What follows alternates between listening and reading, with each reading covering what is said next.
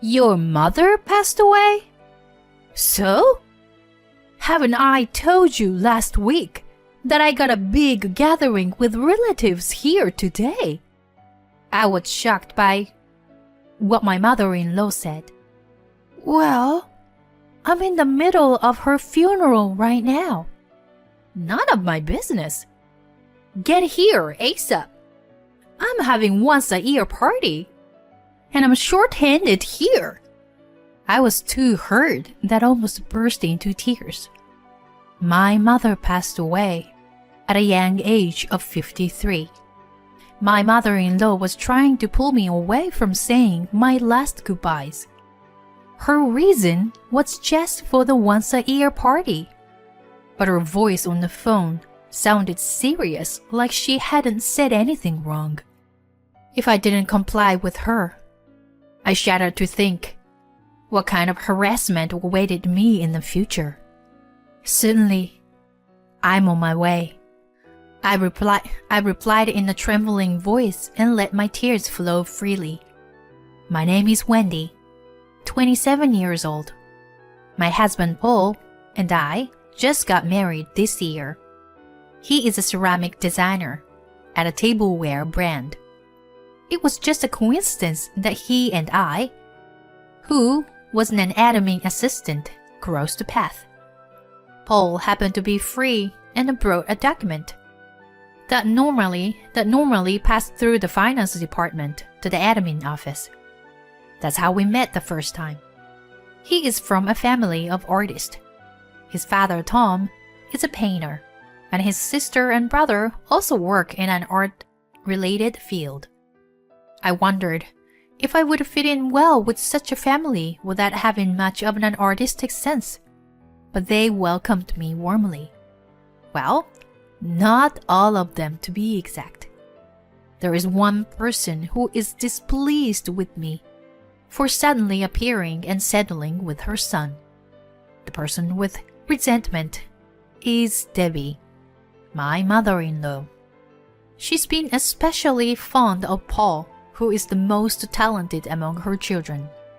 When he was still at university, she tried to control his future by interfering with his job search and even his dating life.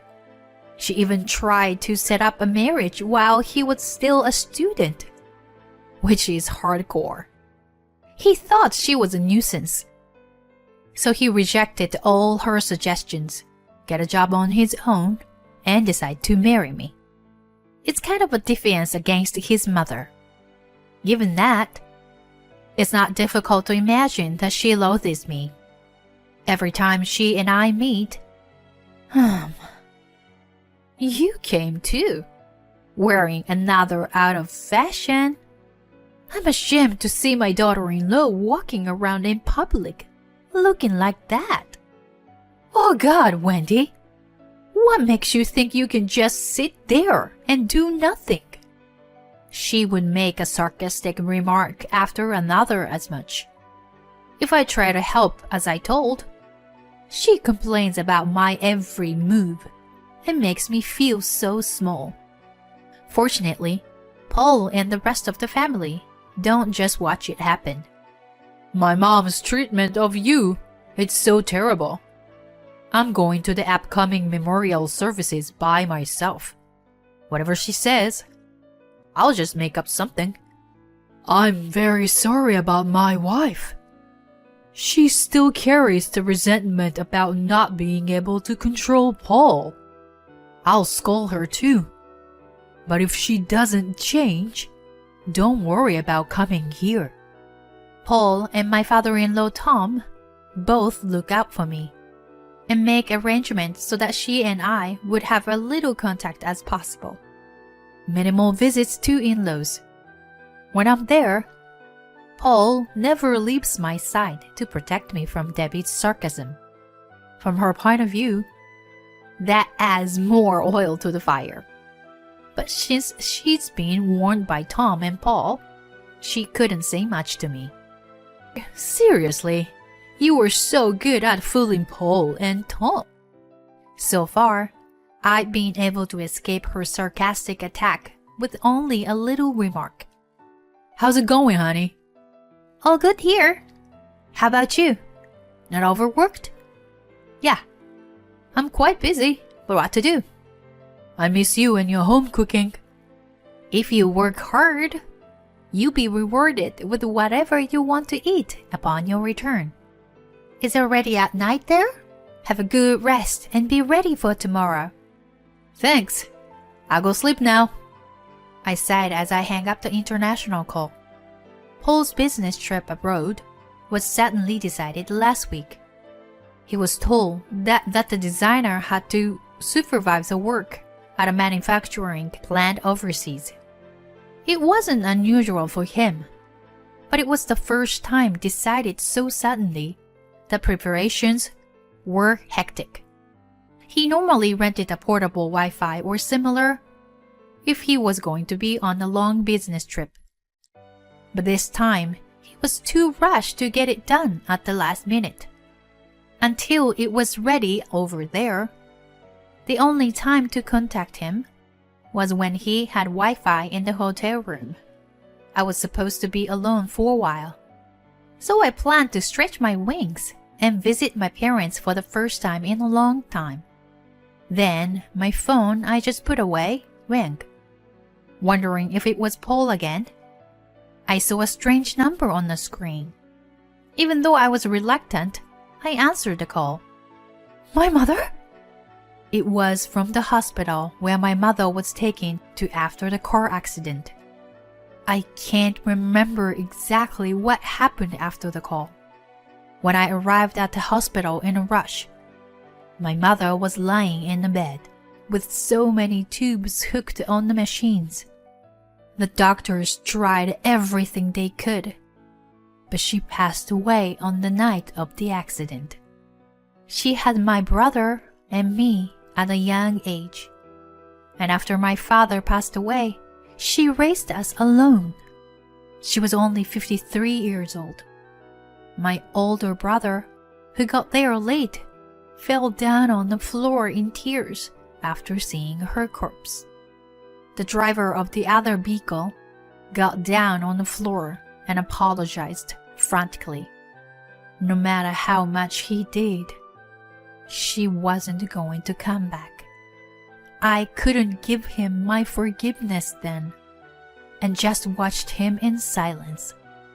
After all the paperwork was done, my brother decided to be the chief mourner. She had never been a fan of big events in her life, so we thought she wouldn't have liked a grand funeral. We only called close relatives and friends and arranged a humble farewell. Of course, I called Paul right away. Oh no! What to do? How to arrange my return? Don't worry. My brother is taking care of things. If you come back now, it'll create a big dent in your work. My mom respected your work, so she won't be happy if you did that. Well, okay. She was so kind to me. I wish I could have been there to say my farewell. Anyway, I'll try to get my work done ASAP and come home sooner. Okay, hon. Don't push yourself too hard. He and my mother had a good relationship. I could hear him fighting back tears on the other end of the phone, and I almost cried along. The wake and the ceremony went smoothly, and the burial was to be done next. My brother and I were both slumped with so many things to take care of. We didn't even have time to just mourn. My mother's coffin was placed in a hearse, and we were waiting for the procession to begin. Then I realized that my phone in my bag had numerous missed calls. I thought those were from my mother's friends, as I've already received many. Although I was fortunate to know there were so many people who cared about her. It was difficult to answer to all once the ceremony started. I decided to take the call, which just came in, and turn off my phone afterward. I ran to the side of the church and answered my phone. Yes, this is Wendy. Hi, Wendy. What are you up to? The deafening high-pitched voice hurt my brain. I pulled my phone away from my ear and checked the screen. There it was. The name of my mother-in-law. I had Paul inform his family about my mother.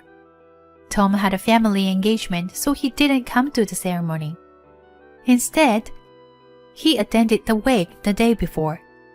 Then I remembered he came along without Debbie. I wasn't surprised, as I expected her not to show up to the funeral of the mother of her resentful daughter-in-law. What am I up to? I'm in the middle of my mother's funeral. Oh, right. I think Tom mentioned something about it. By the way, I'm short-handed over here. Come and help me ASAP. Come over now? I've told you there is a big gathering of my family today before. Did you think you didn't need to join because Paul was away? Wishful thinking.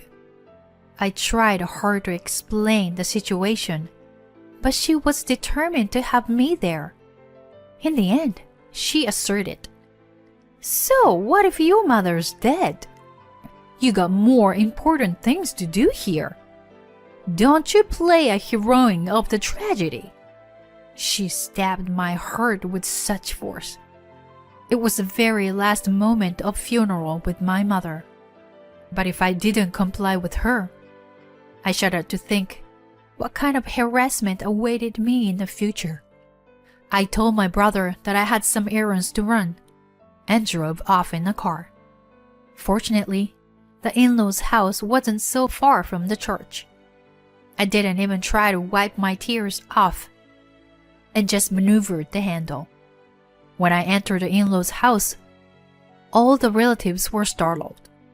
No wonder, as I was in a plain black dress suit in a group of the cheerfully dressed crowd, and anyone could tell that I had been crying. Debbie rushed over to me, not caring everyone was watching, and she spoke in a loud voice. "Finally, you're here! It's been hectic without enough help. At such an important time like this, making excuses about your family and stuff. I wonder if you have any sense of being a daughter-in-law of this family. In a situation like mine, who cared about your party? Wendy?" With no energy to argue, I was about to be dragged into the kitchen by Debbie. But I stopped when I was called from behind. I turned around to see one of the relatives with whom Paul had some business interactions, looking at me with a surprised look on his face. He seemed to find it hard to believe that I was there. "Why are you here?" Before I could answer him, Debbie quickly intervened. "I called her up in a hurry because there weren't enough people in the kitchen." Wendy tried to bail out with the excuse of some family stuff, even though everyone has gathered here. How dare she make up a lie in front of me?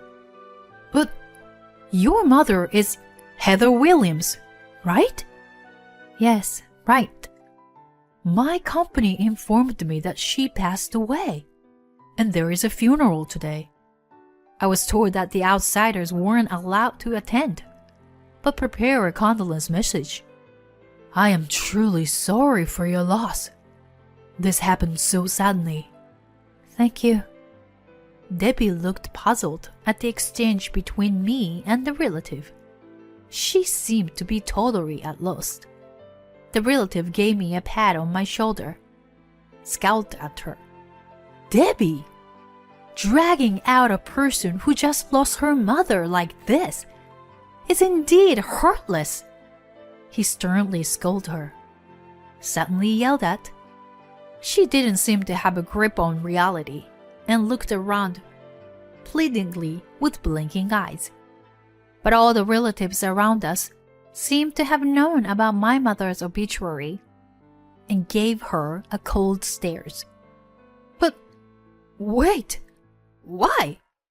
Why do you all know about her mother's passing? Of course. The death of the famous potter is the top news in the industry. My mother had made a name for herself as a potter for several years.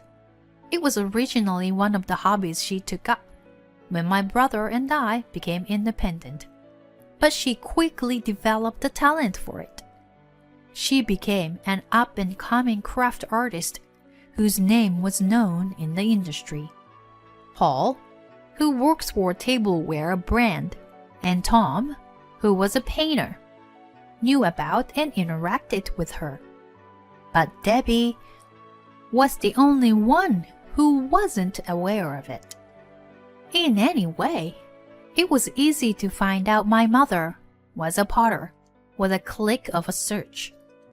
And I wasn't intentionally hiding the fact. It was just that she had no interest in me and never tried to get to know me. Most of the relatives from Tom's artsy family side were also involved in the art scene. There was even a few of them who offered to attend the funeral, but I had to turn them down for the reason being a closed ceremony.